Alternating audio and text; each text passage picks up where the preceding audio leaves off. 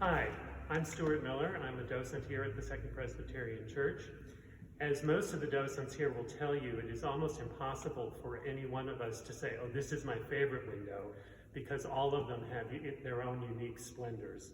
And I'm particularly intrigued by the window behind me, which is known to us as the Cast Thy Garment About Thee and Follow Me, which is a passage from the book of Acts 12:8, and it depicts an episode in the life of the Apostle Peter. And the window was donated to the church by Mrs. George Pullman, the very wealthy widow of the founder of the Pullman Palace Car Company here in Chicago. And she gave the window in honor of her mother, Mary Sanger, who was a longtime member of this church. And you can see the dedicatory plaque here, and then the biblical quote above it. So why is it that I'm particularly attracted to this window? Well, there's really two reasons.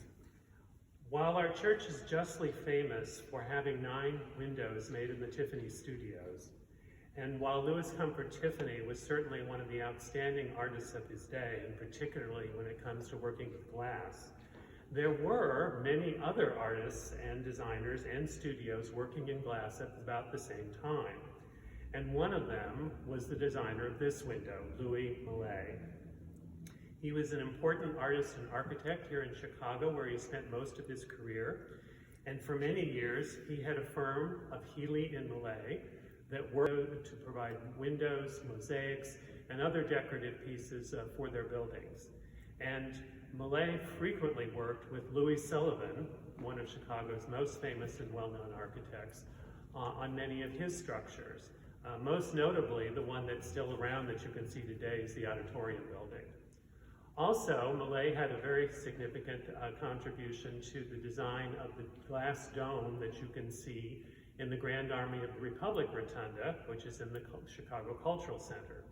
So he was a very well-known, very respected artist by the time Mrs. Pullman decided to create this memorial window in honor of her mother. One of the reasons why this is a particularly interesting window is that it's not a Tiffany. As for the second reason, the style of this window is distinctly different from any other window in the church.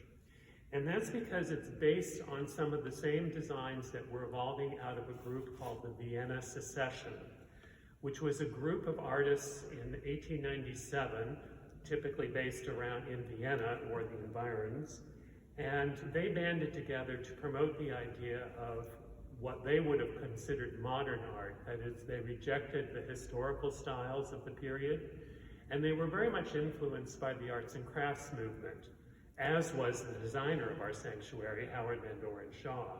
And in particular, their take on arts and crafts was to create stylized natural forms and also to find spatial design.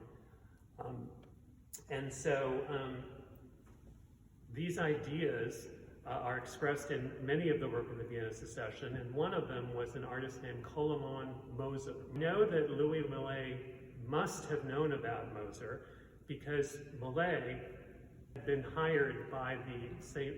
Louis World's Fair to design murals and other decorative works. And Koloman Moser had many of his paintings on display at that fair. So we are relatively certain that Millet had been exposed to Moser's idea. And you will see these reflected. Moser painted in sort of a two-dimensional style, and you can see that particularly in the way he created these robes. You see these long, thin pieces of glass. And it's very stylized. It's very, very different from the windows that Tiffany would have created that you can see here in the church.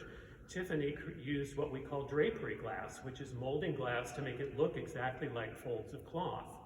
And so it gives a very realistic and three-dimensional look to the window, totally different from the way Millet designed his window, which has this flat two-dimensional look to it. You also see the stylized foliage throughout the window, again, natural forms made into abstract forms. And then you notice the sort of two-dimensionality of the halos behind the angel and the Apostle Peter. Very typical of pre-Raphaelite painters from the 19th century. And also that two-dimensionality reflected the belief that you respect the surface you're decorating. So if you have a flat surface, two-dimensional, you come up with a two-dimensional design. So again, the second reason why I like this window is it is so very, very different. Tiffany also used plated glass to create depth and perspective in some of his windows, and that's totally lacking here. It has that flat, two-dimensional look to it. While it's wonderful that we have Tiffany windows as well as this one, I think it's also particularly noteworthy that we have these windows from all of these different movements of the early 19th century.